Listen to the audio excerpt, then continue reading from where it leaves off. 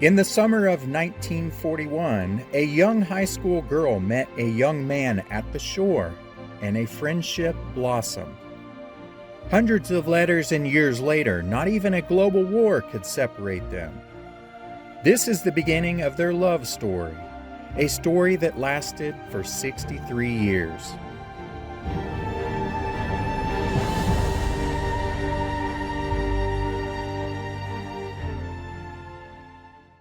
The coming months brought some life-changing events to both Wally and Lois. But even though it was busy, they still found time to write each other. August 26, 1942. Dear Wally, as you have probably guessed from this paper, this letter is going to be short and sweet. As for that picture, I'm not going to send it. It's too much bother. The last time I sent one, I had to go through such rigmarole that if the recipient didn't appreciate it, I was going to ask for it back. If you're planning to come up before college starts, I wouldn't advise it. I'm only home about 2 days a week. This getting ready is more than I expected. So you're going to join the Navy, huh? What's the matter with the Air Corps? I'm sort of partial to this part of the service. Maybe it's because I live so near an air base. Besides, my favorite cousin joined in June. Those Yankees of yours aren't so hot anymore, as if they ever were.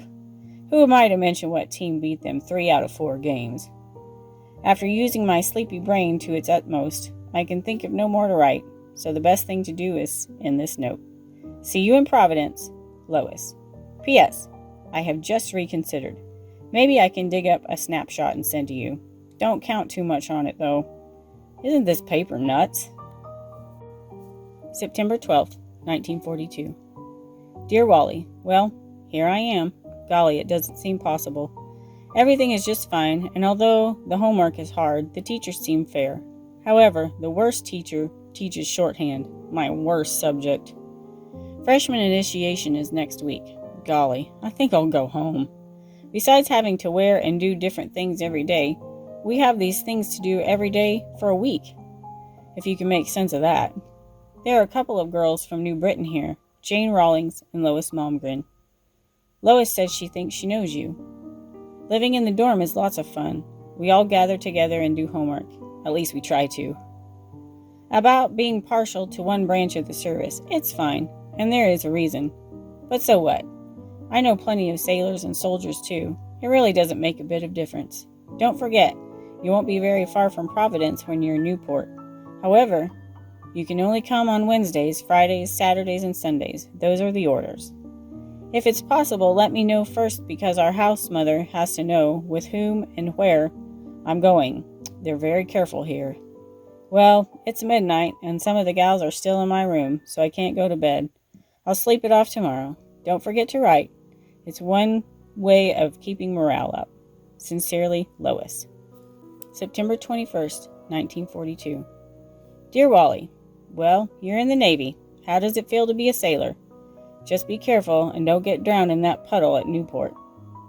Thanks very much for the birthday card. You're getting good on the memory. College is lots of fun, even if they do make you work for your money. Initiation was last week. I think I'm still alive, but I wouldn't bet on it. The things we have had to do here are positively hideous. It was bad enough to have the senior girls over us, but to have the boys too is just about too much. You can use your imagination from here on in. I'm initiated anyhow. If you're still interested, Mom is sending my picture to you. If you don't want it, and it is a horrible picture, just send it back. I look much different now anyhow because I've had my hair cut quite short. How about coming up sometime when you're on liberty? It gets sort of lonesome here at times, and although we can only have visitors on Fridays, Saturday, and Sundays, maybe you could arrange it. I would have to know a few days ahead of time because I have to inform the house mother about things and it takes a bit of time.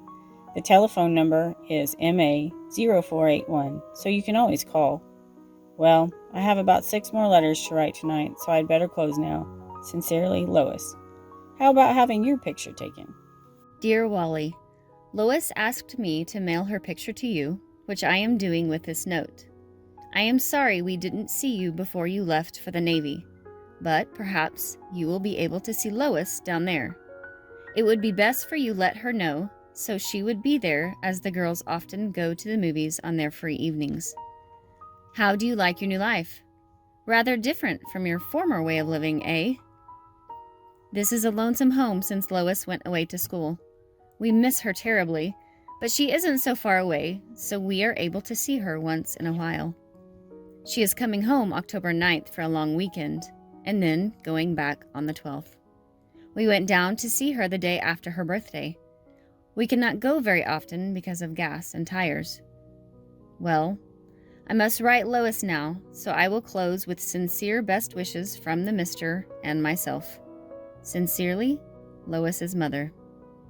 September 26, 1942.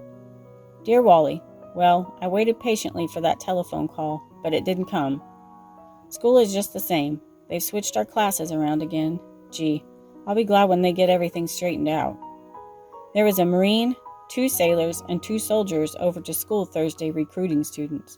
I guess quite a few joined. It's nice that they're letting them finish college. My roommate, a girl downstairs, and myself are complete dopes. Yesterday afternoon after school, we went down to the movies. Gene Koopa was playing at one of the theaters in person, so we went. We got out about 7, and because the babies could stay out until 12:30 last night, we decided we simply couldn't go home then. So we went to another movie. Nuts, huh? We had a good time, though. So far, I've been asked to join a couple of sororities, the Sigma Lambda Theta and Sigma Theta Chi.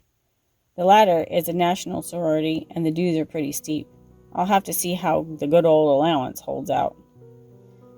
Looks like this is the end of the road. Love, Lois. October 2nd, 1942. Dear Wally, I was certainly glad to get your call Sunday night. However, it was so unexpected, I couldn't think of a thing to say. Glad you like the picture. I don't like the uncolored ones very much myself, but as they only give you one colored one, I guess I'll have to like the uncolored ones. I seem to be talking in circles. As you probably know, I'm going home Friday, the 9th for Columbus Day week, and I guess I won't see you until sometime later on. Maybe you can make it up to college the latter part of October. I simply can't wait to go home. To sleep in my own bed will certainly be wonderful, and I am going to sleep, oh boy. Yesterday was quite a busy day here. Right after school there was a rush party, so yours truly climbed out of school duds and into something that looks like something. It was very good. An actress and magician entertained us. They were very good, too. Right after dinner, I went to another rush party. It was okay, but not as good as the first. As it's 9 o'clock, and my first class is 9:10, I think I'd better start for school. After all, I wouldn't want to miss it. I'm cutting 2 classes to come home next Friday. So long for now. Sincerely, Lois. November 1st, 1942. Greetings, Wally. After receiving 2 letters, I decided I'd better do something about answering them. You bad boy, writing a letter that has to be censored. I guess they think I'm a spy or something. So they cut some of your first letter out. Gossiping about me, eh? Now what did you and Claire and Shirley say about me? I hope it wasn't too bad. Yes, I know Shirley, having met her year before last, but I can't even remember what she looks like. That's how good the old memory is. Nope, Bryant has no football team. We're very studious here, you know, and don't have time for football. The first spelling of studious shows how good my spelling is. Remember Granville Baker? He's the one who, with the rest of the family, came down to visit us while at the shore. Well, to get to the point, he joined the Navy and left today for Newport. Perhaps you will meet him sometime. That's about a chance in 15,000. Sigma Lambda Theta had its formal initiation at one of the restaurants here in town Tuesday night. It was very nice and quite impressive. We plan to have lots of good times this year with dances, parties, sports, and plain ordinary good times with our brother frat. Honestly, I simply can't think of another thing to write, so I'd better sign off. Even my roommate is out of ideas. She has been giving me hints as to what to write about while attempting to do some sewing. When she gets out of ideas, it's something. Write soon, won't you? Sincerely, Lo. November 27, 1942. Dear Wally, first of all, I won't vouch for what kind of sense this letter will make. You see, I'm sitting here patiently waiting for the time to go by so I can catch a bus home. I hadn't intended to leave until tomorrow noon, but as I will only get cuts in one subject, I'm leaving at 6 tonight. There really isn't much to say because not much has happened recently.